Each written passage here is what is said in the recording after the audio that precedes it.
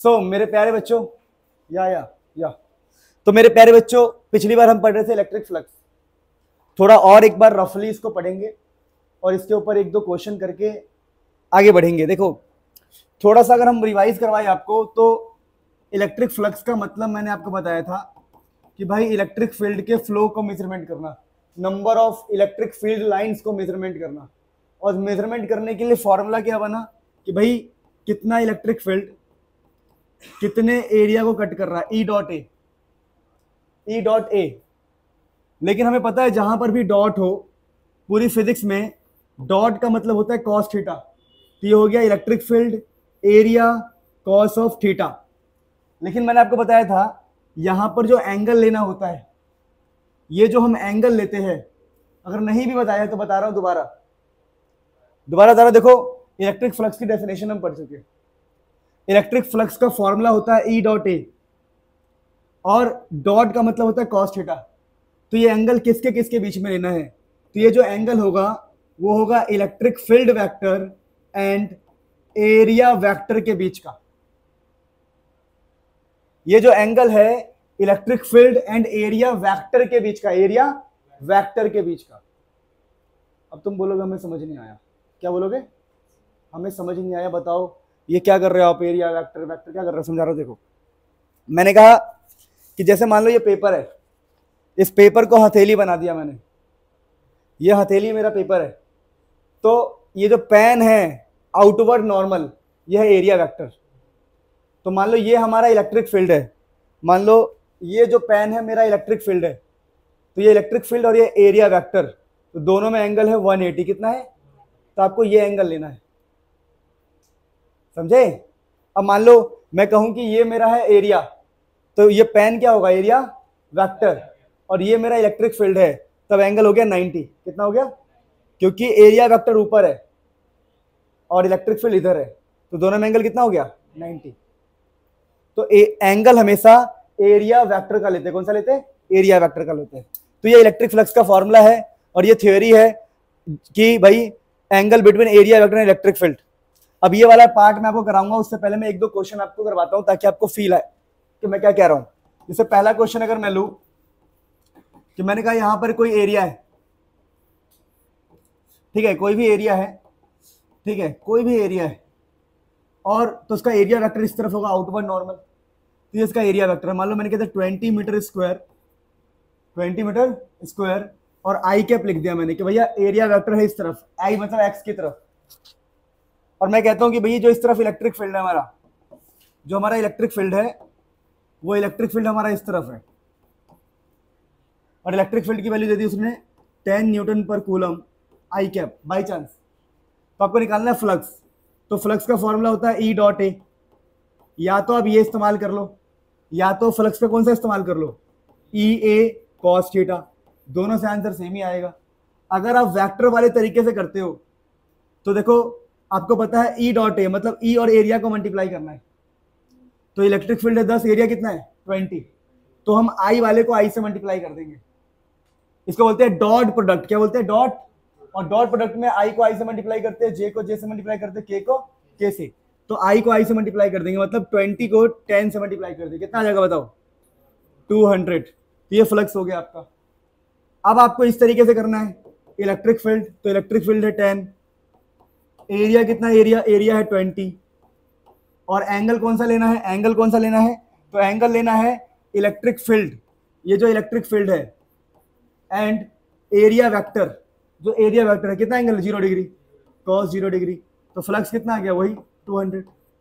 यानी जब आपको एंगल पता हो तो ये फॉर्मूला इस्तेमाल कर लो, और जब आपको वेक्टर पता हो, क्या बताओ, तो ये फॉर्मूला इस्तेमाल कर लो। इस बार हमें दोनों ही पता है बाई चांस, हमें वेक्टर भी पता है आई आई, और एंगल भी पता है। लेकिन कई बार ऐसा हो सकता है कि क्वेश्चन बनाने वाला ऐसा कहेगा आपको कि भाई हमारा जो एरिया है वो ऐसे लाई करता है, ऐसे। अब आपको पता है कि ये वाला होता है एक्स एक्सिस, पता ही होगा आपको। ऊपर होता है वाई एक्सिस, और बाहर क्या होता है? Z axis. तो ऐसे बोलेगा ये हमारा एरिया है, और जो मेरा इलेक्ट्रिक फील्ड है, इलेक्ट्रिक फील्ड ऐसे देगा आपको कि इलेक्ट्रिक फील्ड हो गया 2i cap, 3j cap, 5k cap, और बोल देगा ये जो एरिया है, एरिया वो मान लो 20 मीटर स्क्वायर है, ये एरिया है 20 मीटर स्क्वायर, ठीक है, 20 मीटर स्क्वायर है। तो आप अब देखो, सिंपल सी बात बताऊं तो मैं आपको, इस बार आपको एंगल नहीं पता, क्योंकि इलेक्ट्रिक फील्ड एक्स में भी है, वाई में भी है, जेड में है, तो इलेक्ट्रिक फील्ड तीनों दिशाओं में है, तो आपको एंगल नहीं पता। एंगल नहीं पता तो आप क्या बोलोगे, आप बोलोगे कि भाई फिर तो हमें ये फॉर्मूला लगाना पड़ेगा फ्लक्स का, कौन सा वाला, ई डॉट ए। तो मुझे इलेक्ट्रिक फील्ड वेक्टर चाहिए, वो तो क्वेश्चन में गिवन होगा, और एरिया वेक्टर पता नहीं है, एरिया पता है पर इसका वेक्टर नहीं पता, तो हम एरिया को वेक्टर बनाएंगे। अब एरिया को वेक्टर कैसे बनाएंगे, तो अपनी हथेली को ऐसे रख लेंगे, हथेली को ऐसे रखने पे ये होगा मेरा एरिया वेक्टर, जो कि ऊपर की तरफ है, ऊपर मतलब जे कैप, इधर आई कैप, जे कैप, बाहर के कैप, तो हम कहेंगे 20 मीटर जे कैप। तो बोलेंगे देखो भैया, ई डॉट ए का मतलब है आई को आई से मल्टीप्लाई करना है, जे को जे से, तो इलेक्ट्रिक फील्ड में आई कितना है 2, और एरिया में आई है ही नहीं, तो मल्टीप्लाई नहीं हो सकता। इलेक्ट्रिक फील्ड में जे कितना है 3, एरिया में जे है, हाँ, तो ये आपस में मल्टीप्लाई होंगे, 20 और 3 कितना आ गया 60, तो फ्लक्स का आंसर है 60। तो आई वाले को आई से मल्टीप्लाई करना पड़ता है, जे वाले को जे से, अगर एंगल ना पता हो तो यहां पर एंगल पता नहीं है, तो मैंने एरिया का वेक्टर खुद से बनाया। तो please note it down, very important question guys. तो ये ऐसे क्वेश्चंस आप इजीली हैंडल कर सकते हो फ्लक्स वाले। तो इस प्रकार से फ्लक्स हमारा, और पता लग गया कि एंगल लेना कैसे है, एंगल एरिया वेक्टर और इलेक्ट्रिक फील्ड का लेना है ना। अच्छा, अब प्यारे बच्चों हम बात करेंगे गॉस लॉ, लेकिन उससे पहले हल्का सा मैं आपको बताऊं, जैसे कि फ्लक्स का फॉर्मूला है ई डॉट ए, कोई दिक्कत नहीं है, ई डॉट ए, इसमें कोई दर्द नहीं, कोई दिक्कत नहीं, कोई कष्ट नहीं, कोई वो नहीं। लेकिन क्या बोला मैंने, अगर एरिया बहुत छोटा हुआ, स्मॉल एरिया एलिमेंट, छोटा सा एरिया हुआ, तो ई डॉट डी ए लिखना पड़ेगा। छोटे के लिए छोटा सा एरिया ना, डी ए, डी ए मतलब छोटा सा एरिया, स्मॉल एरिया एलिमेंट, छोटा सा एरिया का एलिमेंट है। और पूरा अगर आपको फ्लक्स पूरा चाहिए तो आपको करना पड़ेगा यहाँ पे इंटीग्रेशन।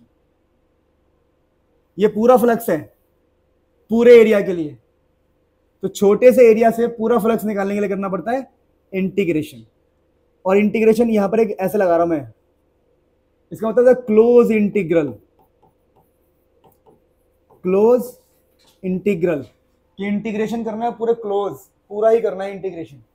इसका बेस्ट ये है, थियरी पार्ट में जाके अगर हम देखें तो ये रहा, देखो कि for small surface element D A, flux का फॉर्मूला होगा इंटीग्रेशन ई डॉट डी ए।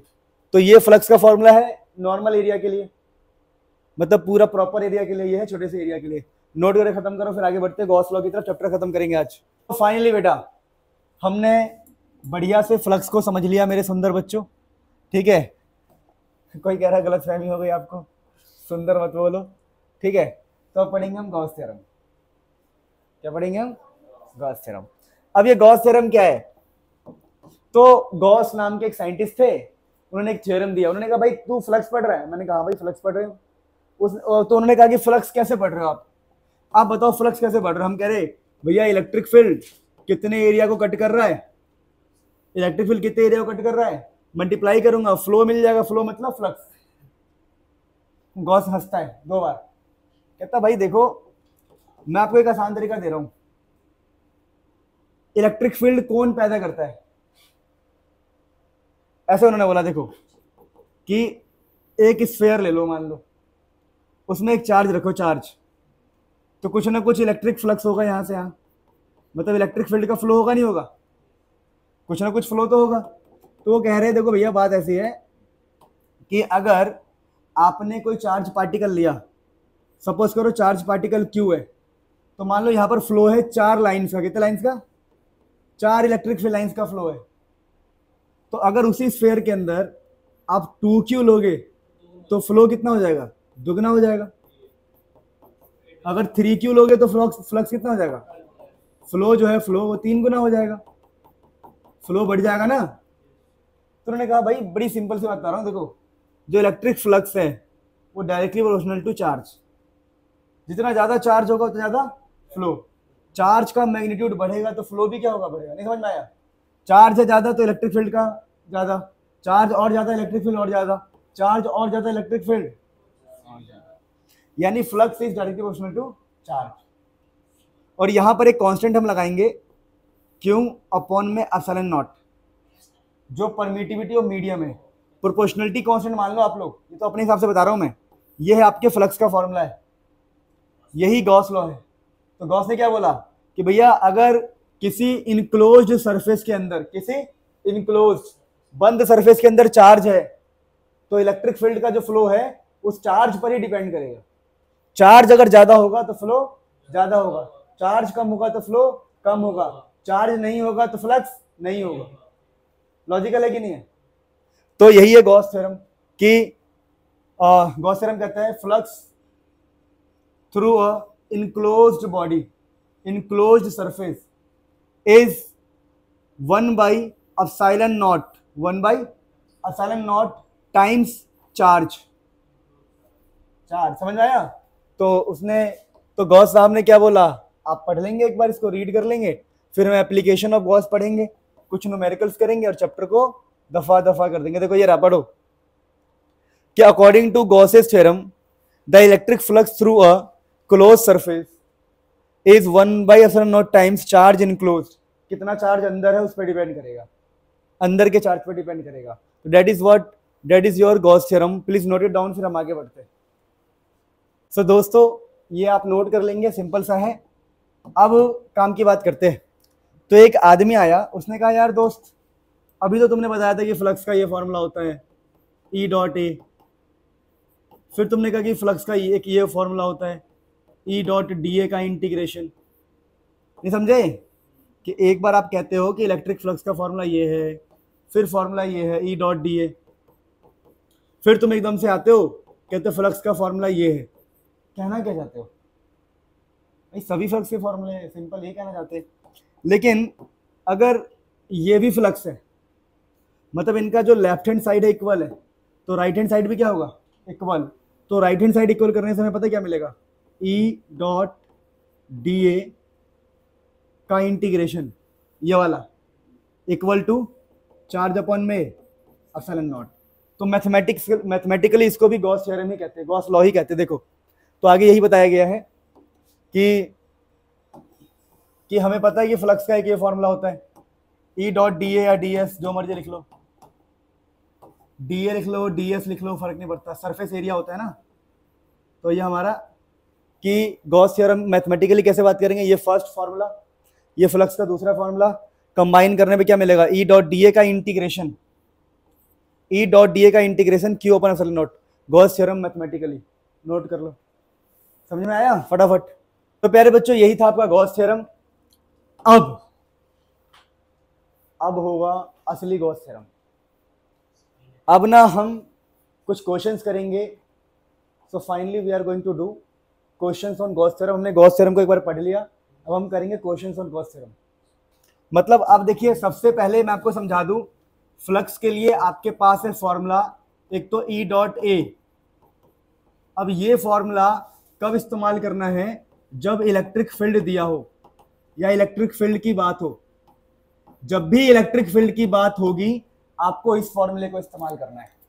लेकिन अगर इलेक्ट्रिक फील्ड की बात नहीं हो रही है तो आपको फ्लक्स का ये फॉर्मूला इस्तेमाल करना है, चार्ज अपॉन एप्सिलॉन नॉट, जहां पर चार्ज अंदर का होता है, इनसाइड का। खास बात क्या है, इलेक्ट्रिक फील्ड जो होता है कहीं का भी होता है, एवरीवेयर। ध्यान रखना, गॉस थ्योरम हो या फ्लक्स हो, इलेक्ट्रिक फील्ड कहीं का भी हो सकता है, अंदर बाहर कहीं का भी हो सकता है, पर चार्ज हमेशा, charge is always from the inside. तो ये हमारा फ्लक्स का फॉर्मूला है। ये कब इस्तेमाल करना है, जब चार्ज की बात हो। वो कब इस्तेमाल करना है, जब। अब हम कुछ क्वेश्चंस करते हैं, थोड़ा सा कुछ क्वेश्चंस करते हैं। देखिए पहले टाइप का क्वेश्चन ऐसा बनता है कि सर एक स्फीयर है, स्फीयर के सेंटर पे चार्ज है, कितना फ्लक्स होगा। हम कहते हैं क्यू ओपन एप्सिलॉन नॉट। कहते हैं कि स्फीयर का रेडियस है आर, तो चार्ज फ्लक्स कितना होगा, क्यू ओपन एप्सिलॉन नॉट। कहते हैं सेम स्फीयर है तो रेडियस हमने दुगना कर दिया, तो फ्लक्स कितना होगा? फ्लक्स किस पे डिपेंड करता है? चार्ज पे। तो फ्लक्स अभी भी कितना है? Charge upon. तो पहला पॉइंट टू बी नोटेड, जो आपका फ्लक्स है वो रेडियस वेडियस पे डिपेंड नहीं करता। दूसरा क्वेश्चन ऐसा बनता है, बेटा आंखें खोलो, गुड, मेरी बात सुनो। दूसरा ऐसा है कि मान लो एक क्यूब है, क्यूब का साइड है ए, बोलेंगे सेंटर पे एक चार्ज है, तो फ्लक्स कितना होगा? तो आप बोलोगे सेंटर पे चार्ज है क्यू, तो फ्लक्स होगा क्यू अपन। फिर कहेंगे हमने इसको हल्का सा ऊपर कर दिया, चार्ज को ऊपर कर दिया, तो फ्लक्स कितना होगा? अभी भी कितना रहेगा? क्यू अपन। जब तक चार्ज अंदर है, जब तक चार्ज, फ्लक्स पे कोई फर्क नहीं पड़ता। समझ में आया? फिर वो कहेंगे हमने क्यूब का साइड 2 गुना कर दिया, कर दे भाई, जब तक मेरा चार्ज अंदर है फ्लक्स पे फर्क नहीं पड़ता। फिर ऐसा क्वेश्चन आता है एग्जाम में कि दोस्त एक हमारे पास हेमिस्फेयर है और उसके सेंटर पे एक चार्ज रखा है। तीसरा क्वेश्चन ऐसा आता है, फ्लक्स बताओ। तुम कहते हो flux is equal to charge upon epsilon naught, ठीक है, flux is equal to charge upon epsilon naught. फिर अब ये गलत है कि सही है? बताओ। गलत है, क्योंकि अगर ये पूरा स्फेयर होता तब ये आंसर होता, पर ये आधा स्फेयर है तो आंसर भी क्या हो जाएगा? आधा। फिर क्वेश्चन ऐसा आएगा फोर्थ कि हमारे पास एक स्क्वायर का साइड है, एक स्क्वायर का क्या है ये साइड, और यहां पर हमने चार्ज को रखा हुआ है। मान लो स्क्वायर का साइड है ए, साइड कितना है? ए, तो a/2 दूरी पर, मतलब ये स्क्वायर है, उसका साइज जितना है, तो उससे आधे दूरी पर हमने क्या रख दिया? ऊपर एक चार्ज। फ्लक्स बताओ। तो आपको ये पता होगा कि अगर ये पूरे 6 फेज होते, कितने होते? 6 फेज। अगर ये 6 फेज होते तो फॉर्मूला क्या आता बताओ? Q upon epsilon not. अगर पूरा का पूरा हमारा वो होता क्यूब, अगर पूरा क्यूब होता, स्क्वायर से मिलके क्या बनता है बताओ? स्क्वायर से मिलके क्यूब बनता है। तो मैं कह रहा हूं हमारा जो क्वेश्चन है, क्वेश्चन हमें कह रहा है कि एक साइड दिया हमने आपको, एक साइड दिया और यहां पर कहीं पर कोई चार्ज रखा हुआ है, फ्लक्स बताओ। तो हम क्या दिमाग लगाते हैं? हम कहते हैं कि अगर इसके 6 फेज होते, कितने होते? और ये पूरा का पूरा क्यूब वो होता हमारा, क्या होता? क्यूब होता, तब आंसर हमेशा क्या आता है? चार्ज अपन में एप्सिलॉन नॉट। लेकिन भाई साहब ये जो आंसर है कितने के लिए? 6 फेज के लिए। कितने फेज के लिए? ये जो आंसर आप निकाल रहे हो ये पूरे के पूरे उसके लिए होता है, क्यूब के लिए। हमने जो ये फॉर्मूला लगा रहे, ये फॉर्मूला कब वैलिड है? जब चार्ज अंदर हो। चार्ज क्या हो? तो जब हमने अंदर किया, अंदर कर दिया चार्ज को, कैसे कर दिया? 6 फेज बना के।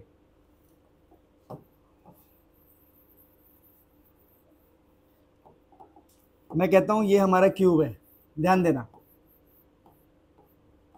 कितने फेज है इसके, और चार्ज रखा है, तो क्या होगा इसका आंसर? लेकिन उसने पूछा कितने के था? एक फेज के लिए। तो हम बोलेंगे भैया ये 6 फेज का आंसर है क्यू ओपन एप्सिलॉन नॉट, तो एक फेज के लिए कितना होगा? 1/6। एक फेज के लिए 6 से वो डिवाइड हो जाएगा। तो ध्यान रखना, जब आपसे क्वेश्चन ऐसे ऐसे पूछे ना कि बताओ भाई एक फेज के लिए कितना आंसर आएगा, है ना, तब आंसर कितना होता है? Q/6 epsilon naught. फिर जेई में ऐसे ऐसे क्वेश्चन आते हैं, जेई और नीट में ऐसे क्वेश्चन आते हैं कि अगर हमने क्यूब के एज पे रख दिया, कोने पे रख दिया, एच पे रख दिया, फेस पे रख दिया, तो कितना फ्लक्स होगा। तो ऐसी चीजें हम अभी नहीं कर रहे हैं फिलहाल, ठीक है। जो बोर्ड्स लेवल पे आपके पूछे जाते हैं वो मैंने आपको बताया। बाकी अगर आपको चिंता है कि ऐसे क्वेश्चन हमारे स्कूल वाले दे सकते हैं, तो इसके लिए अलग से एक मैं बता दूंगा कभी आपको, पर अभी हम इस चीज में नहीं जाएंगे क्योंकि इसमें इमेजिन करना पड़ता है, ठीक है। तो उसको छोड़ देते हैं। कुल मिला के ऐसे ऐसे क्वेश्चन आपको देखने को मिलेगा। फिर आपको ऐसे क्वेश्चन देखने को मिलेगा। मतलब आपसे मैं बोलूं क्यूब के एक चेहरे से कितना फ्लक्स होता है? Q/6। अगर उसके 6 फेस होते तो Q/एप्सिलॉन नॉट, पूरे के लिए Q/एप्सिलॉन नॉट, एक के लिए Q/6। अब फिफ्थ क्वेश्चन ऐसा आता है कि एक स्फीयर है, उसमें चार्ज है Q1, फिर एक दूसरा स्फीयर है, उसमें चार्ज है Q2, या ऐसे रख दूं मैं, सिंपल भाषा में बताऊं तो मान लो 3 कूलम और 6 कूलम। मैंने कह दिया find ratio of flux, find ratio of flux, ratio of flux, भाई साहब फ्लक्स का रेशियो बता दो। क्या बोला उसने?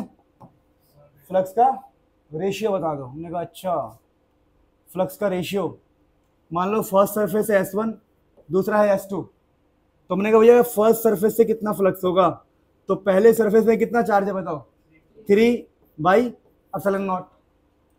दूसरे सरफेस से कितना फ्लक्स होगा बताओ, दूसरे सरफेस में कितना फ्लक्स होगा, तो कितना चार्ज है दूसरे में, 6, गलत, 6 3 9, दूसरे सरफेस में दोनों आ जाएगा ना, दूसरे सरफेस में अंदर दोनों चार्ज है 6 और 3, तो हो जाएगा 9 कूलम अपॉन 9/ε0। अब इनका रेशियो ले लो। रेशियो कैसे लोगे बताओ?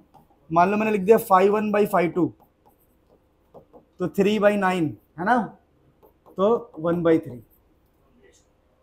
समझ में आया? तो ऐसा क्वेश्चन 5th बनता है। 6th क्वेश्चन ऐसा बनता है कि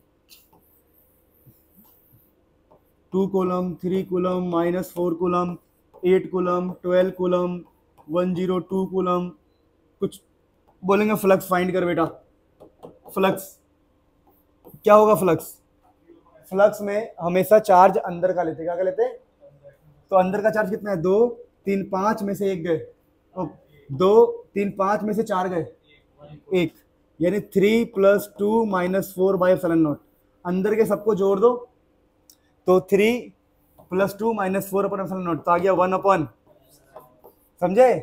तो सारे टाइप के क्वेश्चन मैंने आपको करवा दिया, आप नोट कर लो, फिर हम आगे बढ़ेंगे एडवांस क्वेश्चंस में।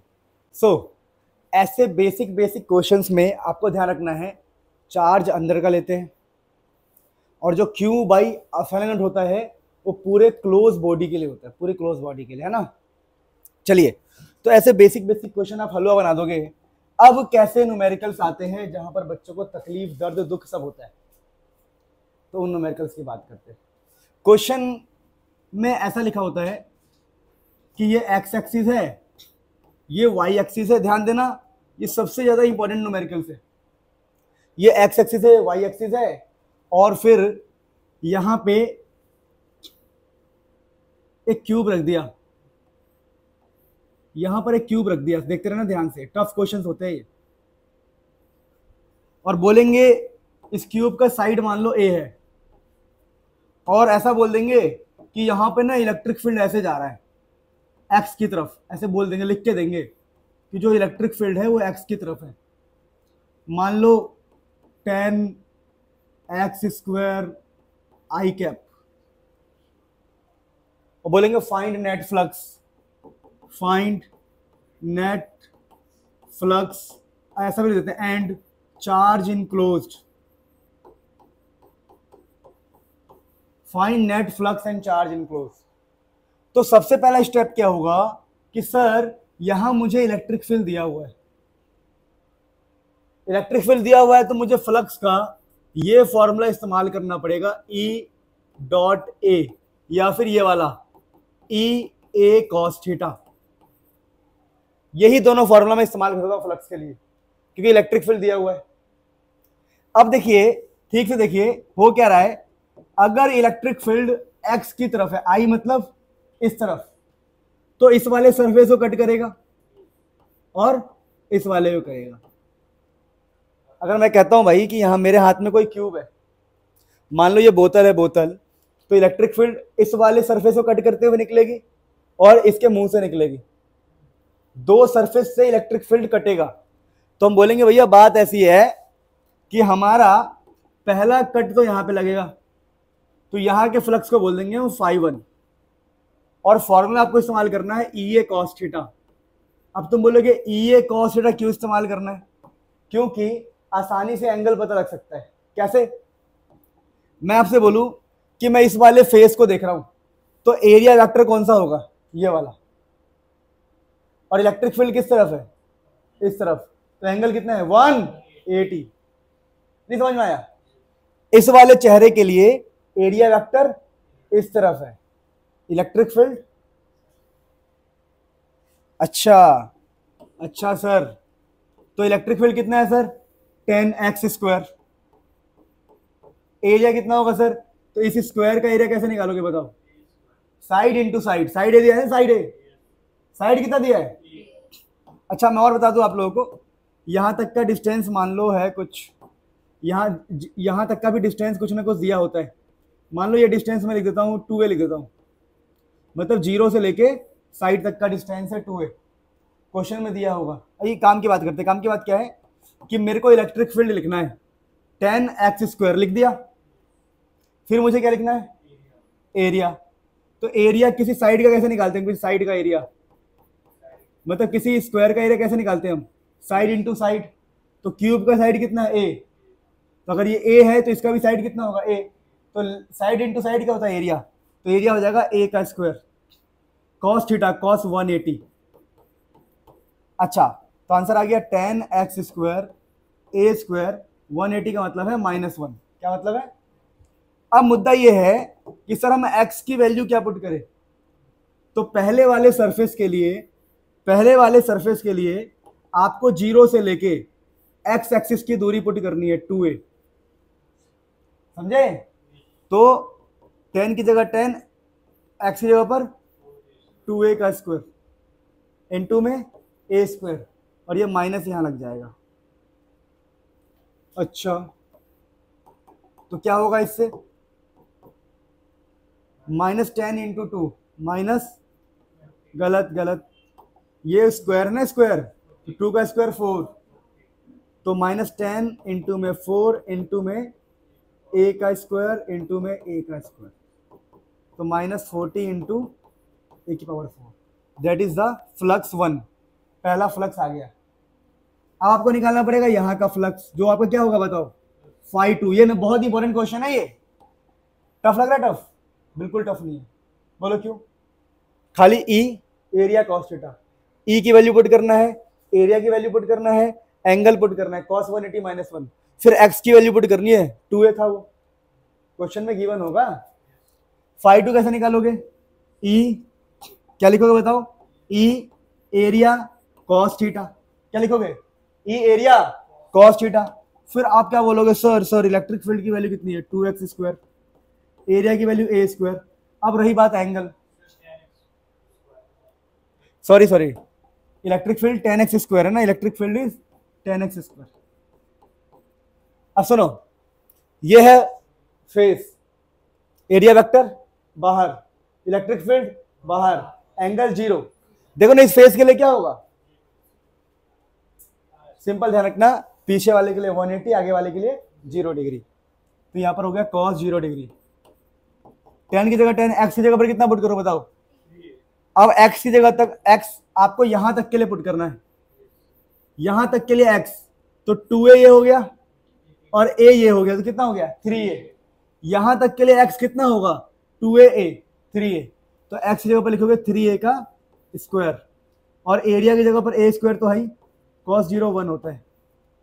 तो आंसर आ गया आपका 10 into 9 into a⁴2 into a⁴2। तो आ गया आपका 90 a⁴4।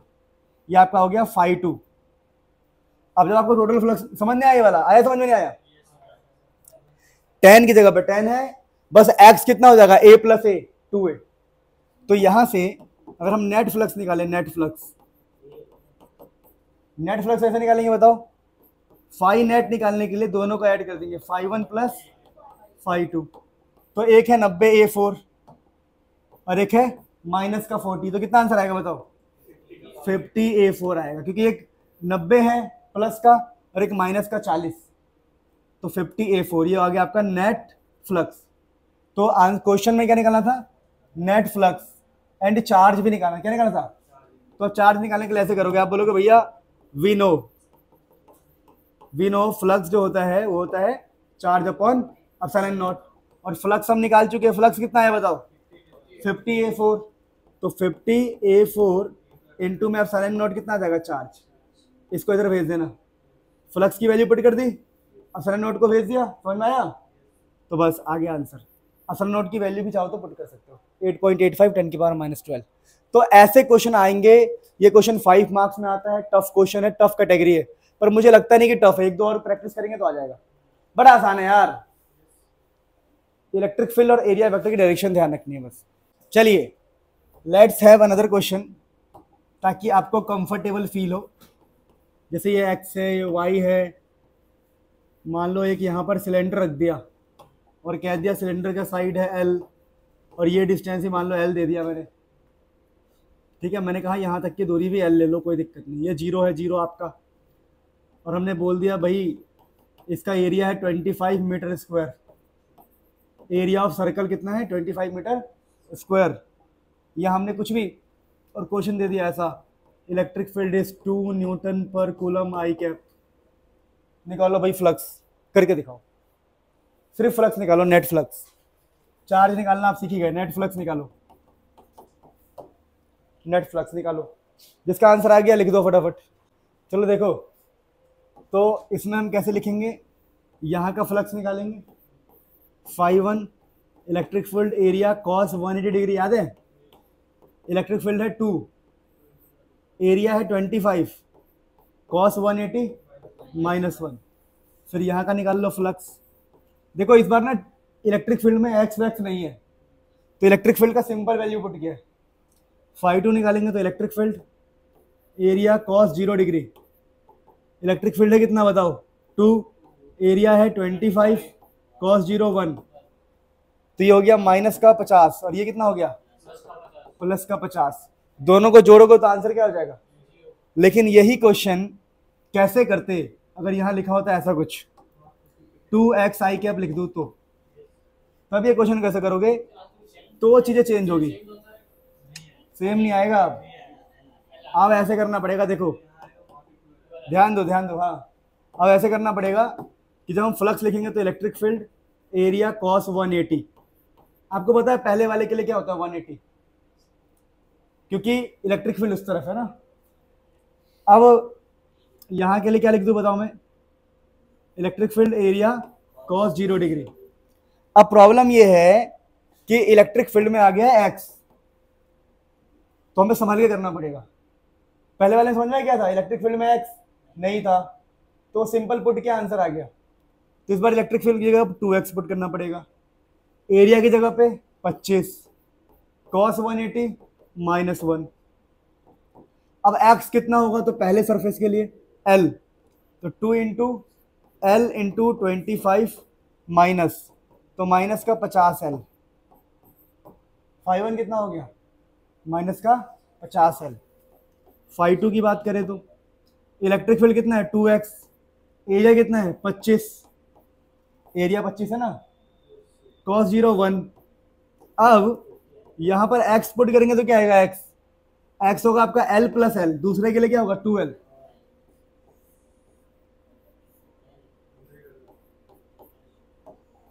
तो कितना हो जाएगा बताओ? 4 25 100l, तो ये φ2। अब एक है 50l, एक कितना है? 100l, तो नेट आंसर कितना आएगा? नेट दोनों को जोड़ देंगे 50 100, -50 100 50l, तो 50l आपका फ्लक्स है, यूनिट में लगा देना, ठीक है। सो क्वेश्चन में ध्यान देना है, जब आपका एक्स वैक्स ना हो तो सिंपल है कि आंसर 0 आएगा। दोबारा बोल रहा हूं, जब भी इलेक्ट्रिक फील्ड में एक्स ना हो, वाई ना हो, कुछ भी ना हो, तो आंसर क्या आता है? 0, क्योंकि जितना फ्लक्स इधर होगा उतना ही फ्लक्स उधर होगा। लेकिन इलेक्ट्रिक फील्ड अगर ऐसे रखा हो एक्स वाले टाइप का, 2 क्वेश्चन कराए मैंने आपको दोनों, तीसरा एक और करा रहा हूं मैं। देखो तीसरा एक और क्वेश्चन ले लो, चलो प्यारे बच्चों, लेट्स हैव अ क्वेश्चन। देखो ऐसा क्वेश्चन कभी आ जाए, अब आपको लिख के देंगे कि अगर x 0 से छोटा है, x 0 से बड़ा है, तो बोलेंगे इलेक्ट्रिक फील्ड की वैल्यू ले लो 200, ले लो इलेक्ट्रिक फील्ड की वैल्यू ले लो -200। क्या मतलब है इसका, पता है आपको? इसका मतलब ये है, अगर आपका x 0 से बड़ा है, मतलब पॉजिटिव एक्स एक्सिस में, क्या बोला उसने? पॉजिटिव एक्स एक्सिस में आपको इलेक्ट्रिक फील्ड की वैल्यू लेनी है इस तरफ, और वो होगी 200, और लिखा है कि x less than 0, x less than 0 मतलब पीछे की तरफ जब x होगा नेगेटिव x एक्सिस में, x, ये टफ क्वेश्चन हो गया, एनसीईआरटी का है ये, बता रहा हूं, x जब 0 से बड़ा हो तो इलेक्ट्रिक फील्ड को आपको इस तरफ बनाना है, ये आपका इलेक्ट्रिक फील्ड है, यानी इलेक्ट्रिक फील्ड इस तरफ है, इलेक्ट्रिक फील्ड इस तरफ है आपका, ये आपका इलेक्ट्रिक फील्ड, और जब x लेस देन 0, 0 से छोटा मतलब इलेक्ट्रिक फील्ड पीछे की तरफ भी है, इसी तरफ। उसने सर मुंह से बोला है कि इलेक्ट्रिक फील्ड आगे भी है, इलेक्ट्रिक फील्ड सिंबल के फॉर्म में, कि x जब 0 से बड़ा हो, 0 से बड़ा मतलब पॉजिटिव, तो इलेक्ट्रिक फील्ड किसमें है, पॉजिटिव में भी है, और x लेस देन 0 मतलब इलेक्ट्रिक फील्ड नेगेटिव में भी है। अब क्वेश्चन आ गया कि भाई इसका एरिया दे रहा हूं मैं आपको, एरिया मान लो 25 है, अब फ्लक्स निकालो, तब कैसे करोगे, तो आप बोलोगे φ1 electric field area cos 0 degree, 180 नहीं होगा इस बार, क्योंकि उसने ये बोला है इलेक्ट्रिक फील्ड इस बार इधर भी है, समझे बेटा। इस वाले, हाँ इस वाले सरफेस के लिए आपका एरिया किस तरफ है, एरिया वेक्टर इस तरफ है, और उसने बोला इलेक्ट्रिक फील्ड भी इस तरफ ही लेना है, तो दोनों में एंगल कितना होगा, 0। तो इलेक्ट्रिक फील्ड की वैल्यू कितनी पुट करूं बताओ, इधर के लिए 200 दिया हुआ है, एरिया कितना है 25, cos 0 1, अरे वो तो माइनस साइन बता रहा है पीछे की तरफ, ये माइनस साइन सिर्फ इतना बता रहा है कि इलेक्ट्रिक फील्ड किस तरफ है, पीछे की तरफ, तो साइन क्या बताने वाला है इस बार कि इलेक्ट्रिक फील्ड पीछे की तरफ है। तो कितना आ गया, 25 दूनी 50, हाँ 5000 आ गया ना, फ्लक्स हो गया 5000। इस बार क्या होगा, इधर का φ2 कितना लिखोगे, electric field area cos 0 degree, यानी यहां भी 0 होगा, यानी जब भी ऐसा कुछ लिखा हो तो दोनों टाइम पर एंगल कितना बनता है, 0, तो यहां से φ2 निकालो, कितना आंसर आएगा बताओ, इलेक्ट्रिक फील्ड कितना है 200, एरिया है 25, cos 0 1, तो यहां से ही 5000 आ गया, दोनों को ऐड करो 10,000 आएगा आंसर। समझ में आया, आसान है कि मुश्किल है, ये आसान पता है क्यों है, क्योंकि दोनों बार 0 एंगल बन रहा है। क्या ऐसे क्वेश्चन भी कर लोगे, अरे भाई यार क्या करवा रहा हूं मैं, देखो ना उसने इस बार बोला है कि इलेक्ट्रिक फील्ड आगे भी और पीछे भी है, यानी इस एरिया के लिए इलेक्ट्रिक फील्ड इधर है 0 डिग्री, इस एरिया के लिए इलेक्ट्रिक फील्ड इधर है 0 डिग्री, यानी जब इलेक्ट्रिक फील्ड सिर्फ आगे हो तब एक बार 180 एक बार 0, लेकिन अगर इलेक्ट्रिक फील्ड आगे भी और पीछे भी है तो दोनों साथ क्या बनेगा 0। तो सेम तरीका है, बस एंगल का ध्यान रखना था। क्वेश्चन आपका सॉल्व हो गया, नोट कर लो।